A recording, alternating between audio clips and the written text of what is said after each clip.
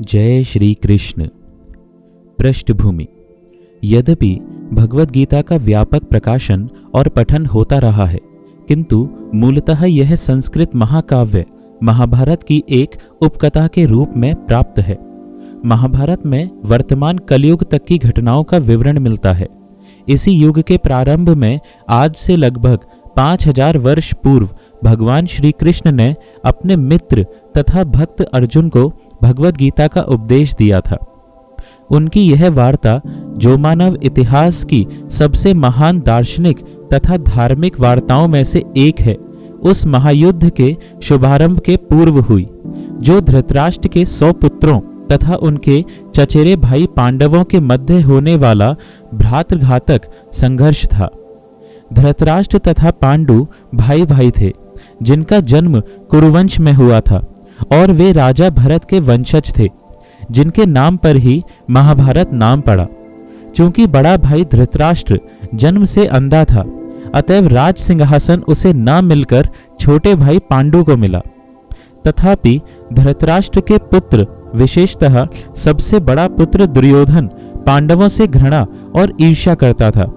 अंधा तथा दुर्बल हृदय धृतराष्ट्र पांडु पुत्रों के स्थान पर अपने पुत्रों को राज्य का उत्तराधिकारी बनाना चाहता था। इस तरह धृतराष्ट्र की सहमति से दुर्योधन ने पांडु के युवा पुत्रों की हत्या करने का षड्यंत्र रचा। पांचों पांडव अपने चाचा विदुर तथा अपने ममेरे भाई भगवान कृष्ण के संरक्षण में रहने के कारण अनेक प्राणघातक आक्रमणों के बाद भी अपने प्राणों को सुरक्षित रख पाए। भगवान कृष्ण कोई सामान्य व्यक्ति नहीं, अपितु ईश्वर हैं, जिन्होंने इस धराधाम में अवतार लिया था और अब एक समकालीन राजकुमार होने का अभिनय कर रहे थे। वे पांडु की पत्नी कुंती या प्रथा पांडवों की माता के भतीजे थे।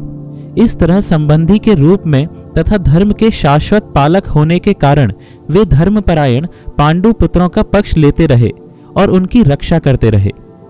किंतु अंततः चतुर दुर्योधन ने पांडवों को जुआ खेलने के लिए ललकारा। उस निर्णायक स्पर्धा में दुर्योधन तथा उसके भाइयों ने पांडवों की सती पत्नी द्रौपदी पर अधिकार प्राप्त कर लिया और फिर उसे राजकुमारों तथा राजाओं की सभा के मध्य निर्वस्त्र करने का प्रयास किया। कृष्ण के दिव्य हस्तक्षेप से उसकी रक्षा हो सकी। उस ध्रुत क्रीड़ा में छल के प्रयोग के कारण पांडव हार गए तथा उन्हें अपने राज्य से वंचित होना पड़ा और 13 वर्ष तक वनवास के लिए जाना पड़ा। वनवास से लौटकर पांडवों ने धर्म सम्मत रूप से दुर्योधन से अपना राज्य मांगा, किंतु उसने देने से इनकार कर दिया। क्षत्रियों के शास्त्रानुमोदित कर्तव्य को पूर्ण करने के लिए पांचों पांडवों ने अंत में अपना पूरा राज्य न मांगकर केवल 5 गांवों की मांग रखी, किंतु दुर्योधन सुई की नोक भर भी भूमि देने के लिए सहमत नहीं हुआ। अभी तक तो पांडव सहनशील बने रहे, लेकिन अब उनके लिए युद्ध करना अवश्यंभावी हो गया।